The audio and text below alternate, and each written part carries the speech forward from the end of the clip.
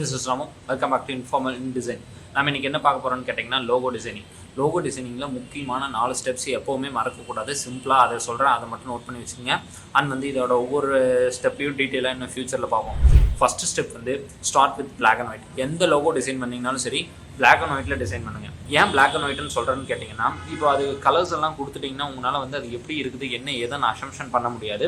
And black and white இருந்துச்சுன்னா சீரியஸாக சொல்கிறேன், இட் வில் ஒர்க். நீங்கள் ட்ரை பண்ணி பாருங்கள். ட்ரை பண்ணி பார்த்து அந்த லோகோ உங்களுக்கு பிடிச்சி எல்லாமே ஃபிக்ஸ் ஆச்சுன்னா அதுக்கப்புறம் அதில் different colours apply. First point இதுதான். ஓகே, செகண்ட் பாயிண்ட் என்னன்னு கேட்டிங்கன்னா லெஜபிலிட்டினா என்னன்னு கேட்டிங்கன்னா, அதில் இருக்கிற கண்டென்ட்டை உங்களால் படிக்க முடியும். ஃபார் எக்ஸாம்பிள் ஏதோ ஒரு நேம் இருக்குன்னு வச்சுக்கோ. இப்போ கூகுள்னு இருக்குன்னா கூகுளோட நேம் படிக்கிற மாதிரி இருக்கு. உங்கள் பிராண்டோட நேம் எந்த நேமாக இருந்தாலும் சரி அதை படிக்கிற மாதிரி ட்ரை பண்ணுங்க. ஏன்னா சிலர் இந்த ஃபாண்ட்ஸ்லேயே டிசைன் பண்ணியிருப்பீங்க. வேர்ட் மார்க் அந்த மாதிரி இதெல்லாம் கொண்டு வரீங்க அப்படின்னா, வேர்ட் மார்க் இதெல்லாம் கொண்டு வரீங்க அப்படின்னா சிலர் அந்த ஃபாண்ட்டை படிக்க முடியாத மாதிரி மாற்றிடுவாங்க. ஏன்னா ஃபாண்ட் கொஞ்சம் டிஃப்ரெண்ட்டாக இருக்கணும், ஸ்டைலாக இருக்கணும்னு பண்ணும்போது ஆனால் அது பிராண்டோட நேமையே மாற்றிடும். ஸோ அதை மறக்காமல் இப்போ நீங்கள் என்ன பிராண்ட் வச்சுருக்கீங்களோ அந்த பிராண்ட் நேம் படிக்க முடியுதா நல்லா தெளிவாக கேட்டுங்க. அப்படி உங்களுக்கு தெரியல அப்படின்னாலும் அந்த வேர்டை படிக்காதவங்க அந்த லோகோ இன்னொருத்திட்ட காட்டி அது படிக்க முடியுதா என்னென்னா அதை வச்சு கன்ஃபார்ம் பண்ணிக்கங்க.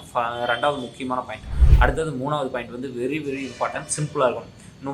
ரொம்ப சிம்பிளாக இருக்கணும் லோகோ. ஏன்னு கேட்டிங்கன்னா பார்த்தோன்னு புரியணும். அண்ட் மைண்டில் ஸ்டிக்காகி நிற்கணும். இப்போது எக்ஸாம்பிளுக்கு நைக் லோகோலாம் ஒரு ஜஸ்ட் டிக் தான். ஆனால் இன்றைக்கி அதோட பிராண்டு வேறு லெவலில் இருக்குது. இந்த மாதிரி நிறைய பிராண்டு சொல்லிகிட்டே போகலாம்.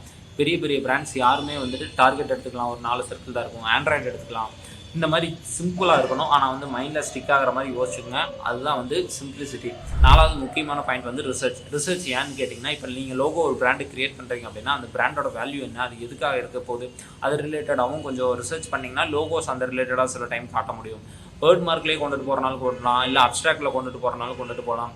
ஸோ அதில் நிறையா இருக்குல்ல. ஸோ நீங்கள் ரிசர்ச் பண்ணியிருந்தீங்கன்னா அந்த லோகோ எப்படி கொண்டுட்டு போகலான்னு உங்களுக்கு ஒரு ஐடியா கிடைக்கும். அண்ட் அந்த கம்பெனி பேக்ரவுண்ட் என்ன எல்லாமே கொஞ்சம் நல்லாவே பார்த்து வச்சுக்கோங்க. அப்போ தான் ஒரு லோகோ க்ரியேட் பண்ணும்போது அந்த ஹெல்ப்ஃபுல்லாக இருக்குன்னு வச்சுக்கோங்க.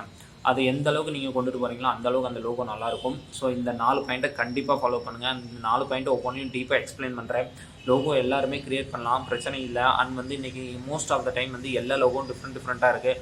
அண்ட் லோக்கலில் இருக்கிற லோகோஸ் எல்லாம் நிறையா பார்த்திங்கன்னா படிக்க முடியாத மாதிரி இருக்கும். ஆனால் ஒரு ஸ்டாண்டர்டுக்கு மேலே போய் அந்த கம்பெனியோட லோகோ எல்லாம் பார்த்திங்கன்னா நிறைய பேர் சேஞ்ச் பண்ணிகிட்டு இருப்பாங்க. ஃபார் எக்ஸாம்பிள் ஹார்ட்வேர்லாம் பார்த்திங்கன்னா நிறையா மாற்றிருப்பாங்க. ஸோ ஆனால் அன்னைக்கிலேருந்து இன்றைக்கி வரைக்கும் அதெல்லாம் எம்பலம் சைட் லோகோ அந்த மாதிரிலாம் இருக்கும். ஸோ இதெல்லாம் பார்த்துட்டு உங்களுக்கு எப்படி வேணுமோ அந்த மாதிரி ரெடி பண்ணுங்கள். தேங்க்ஸ் ஃபார் வாட்சிங். See you soon. Bye.